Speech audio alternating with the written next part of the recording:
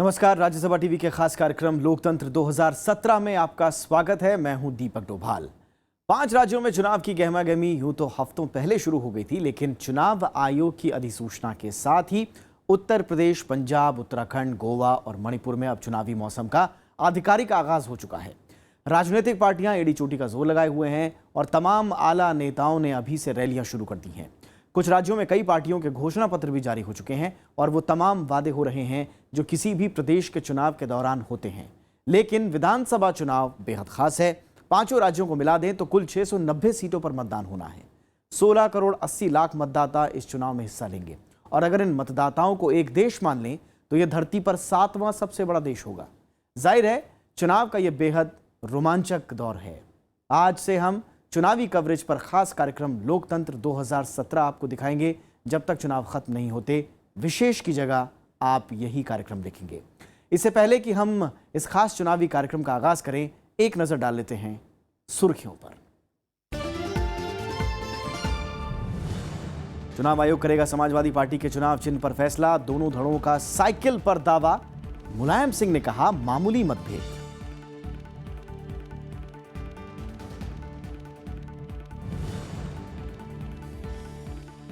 पंजाब में कांग्रेस का घोषणा पत्र जारी। 4 हफ्ते में नशे का कारोबार खत्म करने का ऐलान, कई और लोक लुभावने वादे।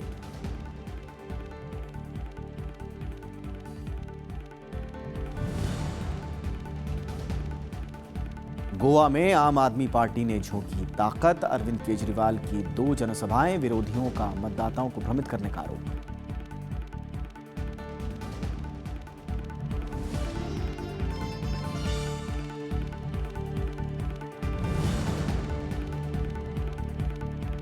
और आचार संहिता उल्लंघन पर चुनाव आयोग सख्त। उत्तर प्रदेश के फिरोजाबाद में बीजेपी के 250 से ज्यादा कार्यकर्ताओं के खिलाफ मुकदमा।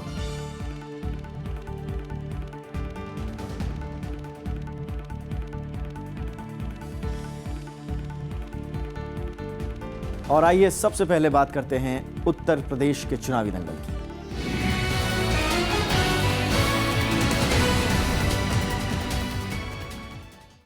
समाजवादी पार्टी के दोनों गुटों ने आज एक बार फिर चुनाव आयोग के सामने पहुंचकर पार्टी पर अपना अपना दावा पेश किया।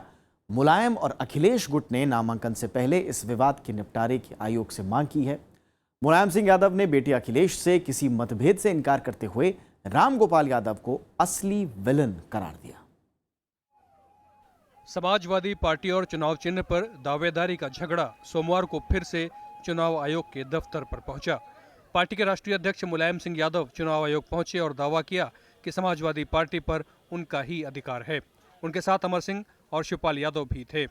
मुलायम सिंह ने अखिलेश गुट के नेता रामगोपाल यादव का नाम लिए बिना निशाना साधा। पार्टी में जो थोड़ा बहुत मतभेद है, ज़्यादा नहीं है, आप भी अच्छी तरह जानते हैं। एक ही व्यक्ति है जो मतभेद कराने की साजिश कर रहा है। सर, मतभेद हम अपने जाते ही ठीक कर लेंगे। मुलायम सिंह यादव ने राज्यसभा सांसद रामगोपाल यादव को सदन में पार्टी के नेता से हटाने के लिए भी राज्यसभा के सभापति को चिट्ठी लिखी है। उधर कुछ देर बाद ही अखिलेश खेमा रामगोपाल यादव के नेतृत्व में चुनाव आयोग पहुंचा। उन्होंने कहा कि नामांकन के पहले इस विवाद का निपटारा होना चाहिए। इलेक्शन कमीशन हम लोग गए थे ये मांग करने कि जो पिटीशंस दोनों तरफ से हैं उस पर बहुत जल्दी फैसला कर दें, क्योंकि 17 तारीख से नॉमिनेशन शुरू है। उधर लखनऊ में अखिलेश यादव के आवास पर दिन भर बैठकों का दौर जारी रहा। उन्होंने विधायकों, पार्टी नेताओं के साथ चुनावी रणनीति पर चर्चा की। उत्तर प्रदेश का मानिए ये हमारे अखिलेश जी वो चेहरा है। बिना अखिलेश जी के चेहरे के समाजवादी पार्टी कामयाब नहीं हो सकती है। और नेताजी हमारे आदर्श हैं, हम नेताजी के बगैर अधूरे हैं। इस बीच समाजवादी पार्टी में सुलह की कोशिशों में लगे नेता अब निराश नजर आ रहे हैं। कोई वर्ग उत्तर प्रदेश में और पूरे हिंदुस्तान में सबसे ज्यादा अगर फिक्रमंद है वो मुसलमान है। आपसी टकराव से भारतीय जनता पार्टी को सरकार बनाने का मौका मिल गया, या उन लोगों को मौका मिल गया जो फाशिस्टों के मददगार रहे हैं, तो उन्हें बहुत बुरे दिन देखना होंगे। दरअसल चुनाव आयोग ने समाजवादी पार्टी के दोनों ही गुटों से समर्थकों की लिस्ट मांगी थी। जिस पक्ष के पास ज्यादा का संख्या बल होगा उसे ही पार्टी पर कब्जा मिलेगा। चुनाव आयोग 17 जनवरी से पहले इस मुद्दे पर फैसला कर सकता है, क्योंकि उसी दिन राज्य में चुनाव के पहले चरण की अधिसूचना जारी होगी। मुलायम सिंह यादव को इस बात का एहसास है कि संख्या बल के मामले में अखिलेश गुट हावी है, लेकिन अब तलखी दोनों गुटों में इतनी बढ़ चुकी है कि सुलह की उम्मीद दूर दूर तक नजर नहीं आ रही। लेकिन अब इस बात की संभावना भी बढ़ चली है कि यूपी के चुनाव में शायद साइकिल की सवारी का मौका इन दोनों ही गुटों को न मिल पाए। दिल्ली में कैमरा सुदीप्तो के साथ पंचानन मिश्रा, राज्यसभा टीवी। और इस पूरे मुद्दे पर बातचीत करने के लिए हमारे साथ हमारे संवाददाता भी जुड़े हुए हैं। हमारे साथ मेरठ से हमारे संवाददाता अरविंद कुमार सिंह जुड़े हुए हैं, लखनऊ से हमारे साथ हैं हमारी सहयोगी कृति मिश्रा, और साथ ही साथ उत्तराखंड के दंगल पर भी बात होगी। उसके लिए हमारे साथ नव विक्रम सिंह रुड़की से हमारे साथ जुड़ चुके हैं। हमारे संवाददाताओं के पास जरूर जाएंगे, लेकिन उससे पहले कुछ और चुनावी खबरों पर एक नजर डाल लेते हैं। चुनाव के ऐलान के साथ ही चुनाव आयोग भी हरकत में आ गया है। आयोग ने उत्तर प्रदेश के फिरोजाबाद में आचार संहिता का उल्लंघन करने के आरोप में बीजेपी के 250 से ज्यादा कार्यकर्ताओं के खिलाफ मुकदमा दर्ज कराया है। फिरोजाबाद के एक मैरिज होम में बिना इजाजत कार्यकर्ताओं की बैठक बुलाना बीजेपी के स्थानीय नेताओं को भारी पड़ गया। आचार संहिता उल्लंघन के आरोप में बीजेपी के 250 कार्यकर्ताओं के खिलाफ मुकदमा दर्ज हुआ है। इनमें बीजेपी के जिला अध्यक्ष और जिला उपाध्यक्ष समेत कई बड़े पदाधिकारी शामिल हैं। ये थाना टूंडला क्षेत्र में सत्कार मैरिज होम में एक पार्टी की रैली, एक सभा होने की सूचना मिली थी। सूचना एसडीएम और सीओ द्वारा मौके पहुंचकर वीडियोग्राफी कराई गई। बिना परमिशन के वो हो रही थी सभा। उस संबंध में peoples of representation of peoples act में अभियोग पंजीकृत किया गया। दरअसल टूंडला में ये बैठक जेल में बंद हिस्ट्री शीटर अशोक दीक्षित की बेटी रूपाली दीक्षित को बीजेपी में शामिल करने के लिए बुलाई गई। बैठक में ब्रज क्षेत्र के सैकड़ों पार्टी कार्यकर्ताओं ने हिस्सा लिया, लेकिन इस बैठक के लिए प्रशासन से इजाजत नहीं ली गई थी। बीजेपी की अपनी एक बैठक थी और मुझे आज ही का समय मिला और सबके सामने ये समय मिला कि मैं यहाँ ज्वाइन करूँ। टूंडला में आके मैं फतेहाबाद विधानसभा से बिलोंग करती हूँ। मेरे पिताजी फतेहाबाद विधानसभा से हैं, पंडित अशोक दीक्षित। प्रशासन की ओर से दर्ज कराए गए इस मुकदमे में मैरिज होम के मालिक का नाम भी शामिल है। पुलिस का कहना है कि इस मामले में नियमों के मुताबिक कार्रवाई की जाएगी। Bureau report, Rajya Sabha TV. और आइए अब ज़मीनी हकीकत क्या है उत्तर प्रदेश के चुनावी दंगल की, इसको समझने के लिए हम सबसे पहले रुख करेंगे अपने संवाददाता, अपने सहयोगी अरविंद कुमार सिंह का, जो मेरठ से हमारे साथ जुड़ चुके हैं। अरविंद जी, लग रहा है कि समाजवादी पार्टी का जो अंतर्कलह है उसके बाद या तो लखनऊ पर नजरें टिकी हुई हैं या फिर दिल्ली पर, लेकिन इस बीच बाकी राज्य का क्या हाल है, खासकर पश्चिमी यूपी का क्या हाल है, वहां क्या कुछ आप सरगर्मियां देख रहे हैं, किस तरह का माहौल देख रहे हैं? देखिए दीपक, जहाँ तक पश्चिमी उत्तर प्रदेश की बात है, आपको पता ही है कि ये जो पहला चरण है, जो कि सबसे बड़ा चरण है 73 सीटों का, वो जो है सबसे पहले मतदान होना है। और पिछले बार अगर आप देखेंगे 2012 में, तो आपको पता है कि सबसे पहले पूर्वी उत्तर प्रदेश से शुरुआत हुई थी और ये एकदम आखिरी में आया था। तो यहाँ जो है अभी जो समाजवादी पार्टी का कार्यकर्ता है वो असमंजस में है, क्योंकि अभी तक यही नहीं तय हो पा रहा है कि एक्चुअली दोनों घटकों को जो है क्या चिन्ह मिलता है। तो चिन्ह की लड़ाई है कुल मिलाकर के। लेकिन यहाँ एक बड़ी रीजनल फोर्स है जिसको राष्ट्रीय लोक दल है और बाकी पार्टियाँ वो अपने तरीके से अपने अपने प्रचार अभियान में जुटी हुई हैं। हालांकि अभी सारे टिकटों की एक तस्वीर सामने आनी है, लेकिन ये जल्दी ही हो जाएगा। तो कुल मिलाकर के अगर आप देखेंगे तो पिछले अगर 2014 में तो ये पूरा का पूरा इलाका जो है एक अलग रिजल्ट आया था 2012 की तुलना में। यहाँ बीजेपी को बहुत ज़्यादा वर्चस्व मिला था। लेकिन अभी जो मुद्दे हैं ज़मीनी स्तर पर, नोटबंदी के बाद और ख़ास तौर पर ये गन्ना किसानों का बेल्ट है, तो कई तरह की एक अलग तस्वीर जो है सामने आ रही है, ये मुद्दे सामने आ रहे हैं। तो मुझे लगता है कि ये जो तस्वीर है ये 2014 से फ़र्क होने जा रही है और कई नए मसले यहाँ दिखते हुए नजर आ रहे हैं। दीपक जी, बहुत बहुत शुक्रिया अरविंद इस तमाम जानकारी के लिए आपका। कांग्रेस ने पेट्रोल पंपों पर लगे प्रधानमंत्री नरेंद्र मोदी के पोस्टर हटाने की मांग की है। 5 राज्यों में चुनाव के मद्देनजर कांग्रेस ने निर्वाचन आयोग को पत्र लिखा और मांग की कि आचार संहिता के तहत प्रधानमंत्री के पोस्टरों को हटाया जाए। चुनाव आयोग ने उत्तर प्रदेश, पंजाब, गोवा, उत्तराखंड और मणिपुर में विधानसभा चुनाव की घोषणा कर दी है और इन राज्यों में आचार संहिता लागू है।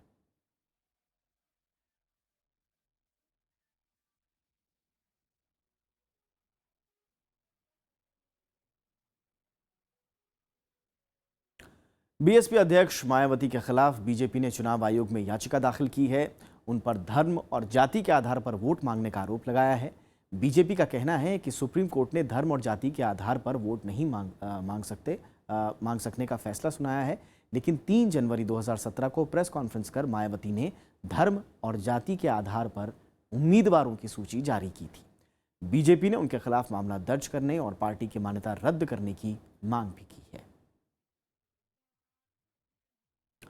और अब हम चलते हैं लखनऊ, जहां पर हमारी संवाददाता कृति मिश्रा हमारे साथ जुड़ चुकी हैं।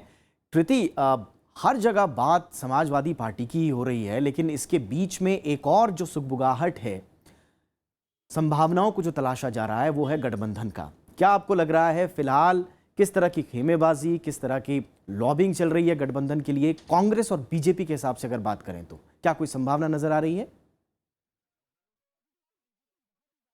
जी देखिए, बीजेपी बहुत ही ज़्यादा कॉन्फिडेंट है कि वो नरेंद्र मोदी के नाम पर चुनाव लड़ेगी और जितनी भी कंस्टिट्यूएंसीज हैं उस पर अपने उम्मीदवार उतारेगी और किसी के साथ अलायंस नहीं करेगी।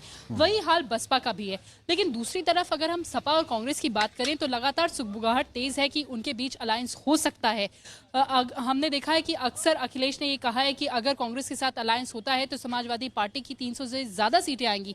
लेकिन अब समाजवादी पार्टी का जो वर्चस्व है वही एक सवाल के घेरे में खड़ा हुआ है। तो ऐसे में कांग्रेस बहुत क्लोजली पूरे सिचुएशन को देख रही है कि अगर अखिलेश को साइकिल का सिंबल मिलता है तो अलायंस का कोई मतलब होता है, अगर ऐसा नहीं होता है तो कहीं ऐसा ना हो कि कांग्रेस को भी नुकसान हो जाए। और आज हमारी कांग्रेस की कई नेताओं से बात हुई तो उन्होंने कहा कि ये जब पार्टी में जो चल रहा कलह की कोई सुलह सामने निकलेगी तब देखेंगे कि अलायंस का क्या होता है। जी दीपक, शुक्रिया कृति इस तमाम जानकारी के लिए।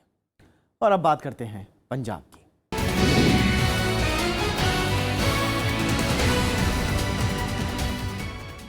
कांग्रेस ने पंजाब चुनाव के लिए अपना घोषणा पत्र जारी कर दिया है। अपने घोषणा पत्र में पार्टी ने राज्य की ढांचागत सुविधाएं बेहतर करने के लिए युवाओं को रोजगार देने जैसे बड़े वादे किए हैं। पार्टी ने लड़कियों को पीएचडी तक मुफ्त शिक्षा का भी वादा किया है।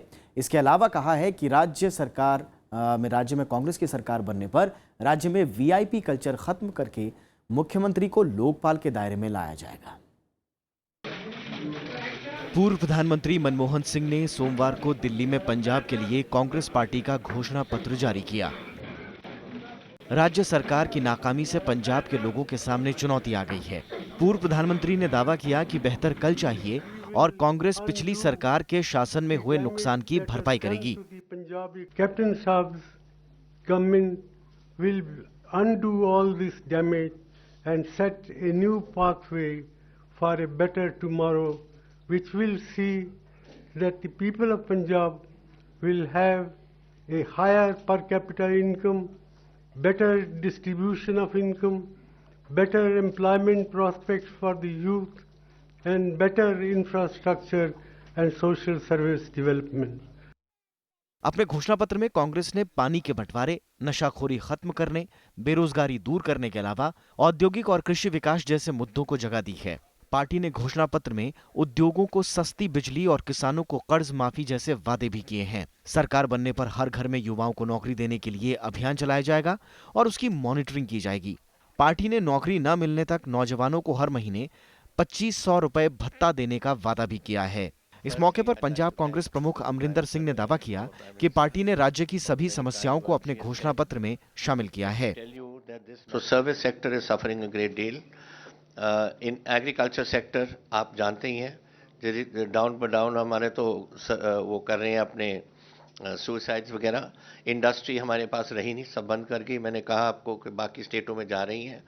सो we are so low that हमारे टाइम में जो हम नंबर 1 स्टेट माना जाता था from the economy point of view and economic growth point of view is now down to number 19। So we are in a very bad shape. इस मौके पर घोषणा पत्र का मसौदा तैयार करने वाली समिति की चेयरमैन राजेंद्र कौर भट्टल समेत राज्य के कई बड़े नेता मौजूद रहे। पार्टी ने कहा है कि पार्टी घोषणा पत्र जिला स्तर पर भी जारी किया गया है। राज्य इकाई के उपाध्यक्ष मनप्रीत बादल ने चंडीगढ़ में इसे जारी किया। पंजाब में 4 फरवरी को विधानसभा चुनाव होना है। Bureau report, Rajya Sabha TV. चलिए और अब बात करते हैं उत्तराखंड की।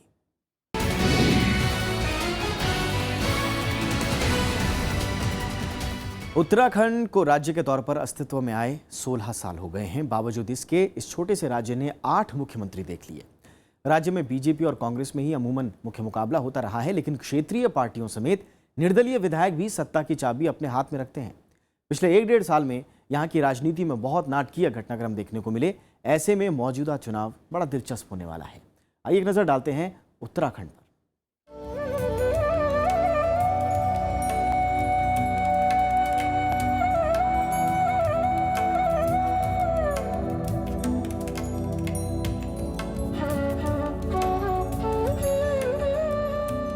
देश के उत्तर में चीन और नेपाल की सीमा से सटा उत्तराखंड। दुनिया भर में ये राज्य देवभूमि के नाम से मशहूर है। मध्य हिमालयी क्षेत्र होने के नाते ये इलाका खूबसूरती से सराबोर है।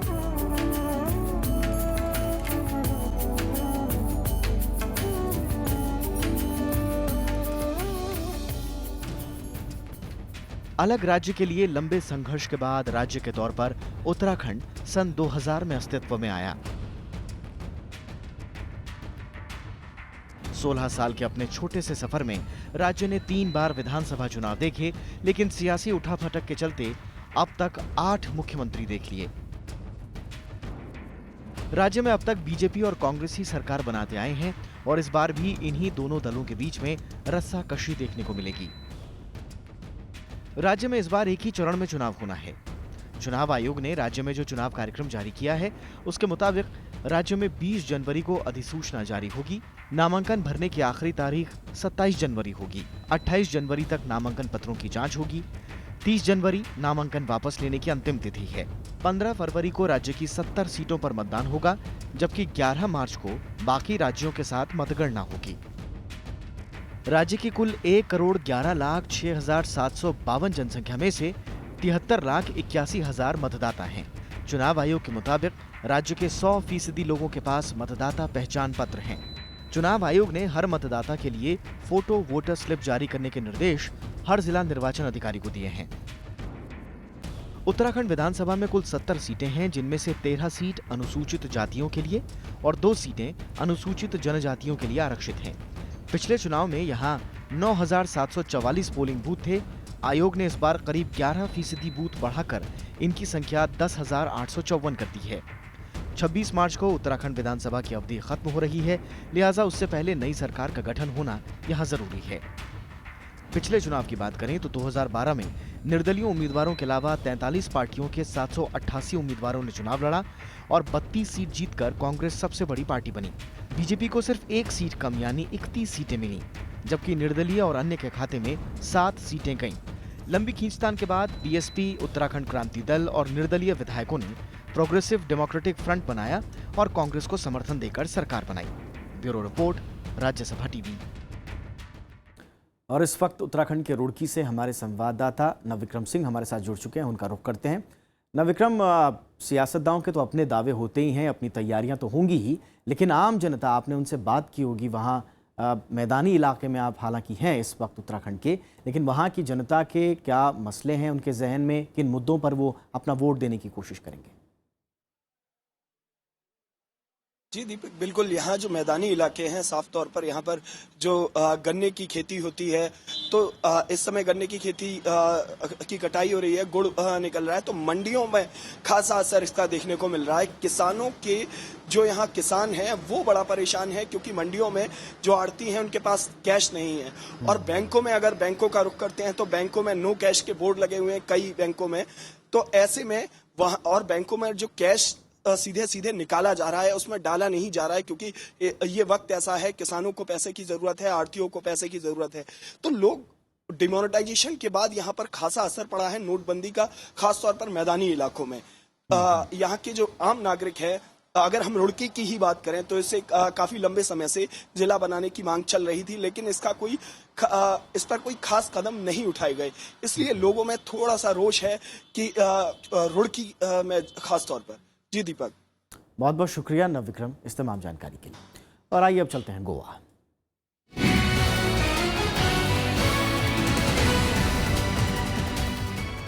चुनाव के ऐलान के साथ ही आम आदमी पार्टी ने गोवा में वादों की झड़ी लगा दी है। गोवा की 2 अलग अलग सभाओं में अरविंद केजरीवाल ने प्रदेश में सरकार बनने की सूरत में 50,000 युवकों को नौकरी देने की बात कही है और हर महीने 5,000 रुपए बेरोजगारी भत्ता देने का भी ऐलान किया। उन्होंने दावा किया कि गोवा में आम आदमी पार्टी को कम से कम 28 सीटें मिलेंगी।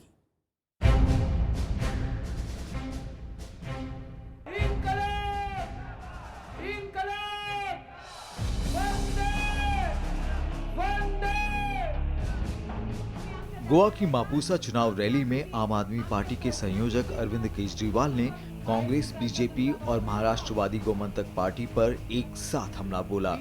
उन्होंने गोवा की राजनीतिक पार्टियों के बीच सांठगांठ का आरोप लगाया। दोनों पार्टियों के अंदर बंद कमरे के अंदर उनकी डील है, 5 साल तुम राज करो गोवा के ऊपर, 5 साल हम राज करेंगे गोवा के ऊपर, 5 साल तुम लूटो गोवा को, 5 साल हम लूटेंगे गोवा को। केजरीवाल ने टीवी चैनलों पर आ रहे ओपिनियन पोल्स पर भी सवाल उठाए। उन्होंने कहा कि चुनाव पूर्व सर्वेक्षण में आम आदमी पार्टी को जानबूझकर कमजोर बनाकर पेश किया जा रहा है। जब उन्होंने 2 सीट दिखाई तो 28 सीट आई। अगली बार जब हम दिल्ली का चुनाव लड़े, इन टीवी चैनल वालों ने 18 सीट दिखाई थी, 67 सीट्स आई उससे। और अब ये गोवा के अंदर 2 सीट 3 सीट दिखा रहे हैं, तो आप समझ जाइए कि 28 से 32 सीट के बीच में आने वाली है गोवा के अंदर। इस मौके पर आम आदमी पार्टी के मुख्यमंत्री पद के दावेदार एल्विस कोम्स ने अपने ऊपर लगे हाउसिंग बोर्ड घोटाले के आरोपों का जवाब दिया। उन्होंने गोवा में पार्टी की जीत का दावा किया। ती बोडगेश्वराची मागणी डायरेक्ट पावली आणि 7 आमचे उमेदवार जे हांगा बसले आज बार्देसांतले, ते 7 उमेदवार जिखून आयले हे खात्रीन हांव सांगता। आणि एक वॉशआउट जावन आम आदमी पार्टी बार्देसान एस्टेब्लिश जाता। मापुसा और संक्वेलिम की सभा में आम आदमी पार्टी ने बंद पड़ी माइनिंग को फिर से चालू करने, नए उद्योगों में 80% नौकरी गोवा के लोगों के लिए आरक्षित करने, वृद्धावस्था पेंशन को 2,000 से बढ़ाकर 3,000 करने के साथ साथ गोवा में पर्यटन को बढ़ावा देने जैसी कई घोषणाएं की। गोवा से कैमरामैन प्रशांतों के साथ संजय कुमार, राज्यसभा टीवी। और दूसरी तरफ विरोधी पार्टियों ने अरविंद केजरीवाल के दावों पर निशाना साधा है। कांग्रेस एनसीपी गठजोड़ ने केजरीवाल की मंशा पर ही सवाल उठाए। दोनों पार्टियों ने कहा कि आम आदमी पार्टी गोवा में मतदाताओं को भ्रमित करने की कोशिश कर रही है।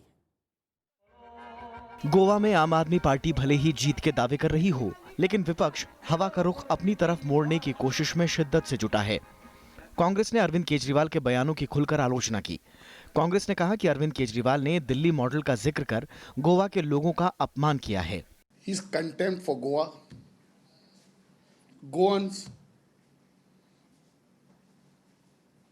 and its unique culture and identity or entity, by declaring that he would have a Delhi model government for Goa. This is an insult to the Goans. Congress की सहयोगी पार्टी एनसीपी ने भी आम आदमी पार्टी को आड़े हाथों लिया और कहा कि दिल्ली में विशाल बहुमत के बावजूद आम आदमी पार्टी काम करने में नाकाम रही है और अरविंद केजरीवाल दिल्ली पर ध्यान देने की बजाय दूसरे राज्यों में चुनावी रैलियां कर रहे हैं। Dozen of ministers are been already tainted with different charges. Some has to submit a resignation to Kejriwal and to the government. There are dozens of MLAs who have got a very shady character. And what is the performance of AAP in Delhi? The 500 crores of Delhi people were utilized for Kejriwal's campaign in Goa. Congress NCP गठजोड़ का दावा है कि आम आदमी party खुद को बढ़ा चढ़ाकर गोवा में पेश कर रही है, जबकि मतदाताओं के बीच उनके गठबंधन की मजबूत पकड़ है। संजय कुमार, राज्यसभा टीवी, गोवा। लोकतंत्र 2017 के आज के सफर में इतना ही। नमस्कार।